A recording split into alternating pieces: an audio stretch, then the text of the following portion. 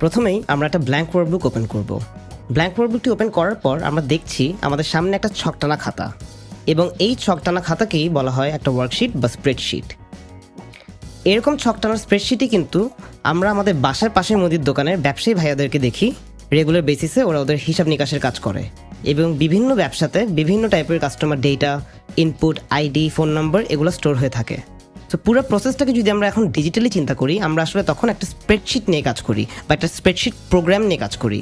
আর Microsoft Excel তেমনই একটা spreadsheet programme বা সফটওয়্যার। নাও ইন্টারফেসের একেবারে উপরের দিকে আমরা দেখতে পাচ্ছি একটা সবুজ কালারের ফিতা, যার লিটারাল টার্মিনোলজি হচ্ছে দ্য এক্সেল রিবন। এই রিবনে রয়েছে ডিফারেন্ট টাইপের tabs like home tab, insert tab, page layout tab, etcetera. ট্যাবে ক্লিক করলে আমরা দেখতে পারি একটা অ্যাশ কালার সেকশন যার নাম হচ্ছে দ্য টুল বার। এই টুল বারে রয়েছে এক্সেলের সব পাওয়ারফুল টুলস, এবং টুলসগুলো ডিভাইডেড হয়ে আছে অর্গানাইজ ওয়েতে টুল গ্রুপসে। সো টু সামারাইজ, এই গ্রিন সেকশনটাকে বলা হয় দ্য এক্সেল রিবন। রিবনের মধ্যে রয়েছে ডিফারেন্ট ট্যাবসে ক্লিক করলে আমরা পাই দ্য টুল বার, যার মধ্যে পাওয়ারফুল টুলসগুলো এক্সেলের ডিভাইড করা আছে টুল গ্রুপসে। তো জাস্ট লাইক একটা খাতা, আমরা যখন একটা এক্সেল ফাইল ওপেন করি, ওই ফাইলটাকে এক্সেল ল্যাঙ্গুয়েজে ডাকা হয় as an Excel workbook.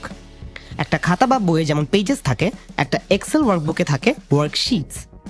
For example, আমরা যদি বটম লেফট কর্নারে তাকাই, আমরা দেখব শিট 1 লেখা একটা ট্যাবটার পাশেই রয়েছে একটা প্লাস সাইনটি ক্লিক করলেই আমরা দেখব যে আরেকটা ট্যাব অ্যাপিয়ার করে। এর মানে আমরা যতবার প্লাস সাইনটি ক্লিক করব, আমাদের সামনে নিউ পেজেস বা ওয়ার্কশিট অ্যাড হতে থাকবে, এবং ডিফারেন্ট ওয়ার্কশিটে আমরা ডিফারেন্ট ডেটা স্টোর করে রাখতে পারবো। আমাদের সামনে যে ছোট ছকগুলো বা ছোট বক্সেসগুলো দেখতে পাচ্ছি, এটারও একটা ফর্মাল নেম আছে। এক্সেল ল্যাঙ্গুয়েজে আমরা এই ছোট বক্সেসগুলোকে ডাকি অ্যাজ সেলস।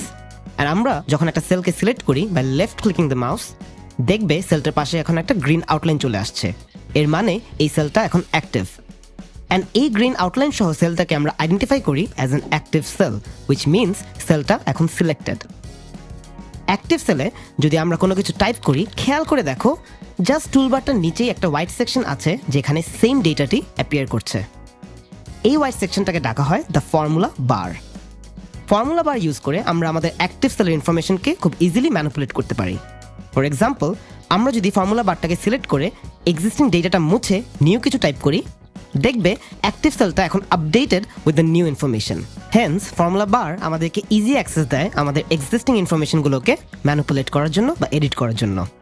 মজার বিষয় হলো, মাইক্রোসফট এক্সেলের প্রতিটা সেলের আছে একটা ইউনিক নেম, যা আমরা ফর্মুলা বারে জাস্ট লেফটে তাকালেই দেখবো একটা ছোট বক্সে উল্লেখ করা আছে।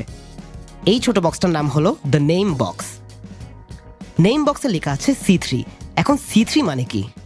খুব ইন্টারেস্টিং ব্যাপার হলো, প্রতিটা সেলের ইউনিক নেম নির্ধারিত করা হয় সেলটার কলাম লেটার ও রো নাম্বার দিয়ে।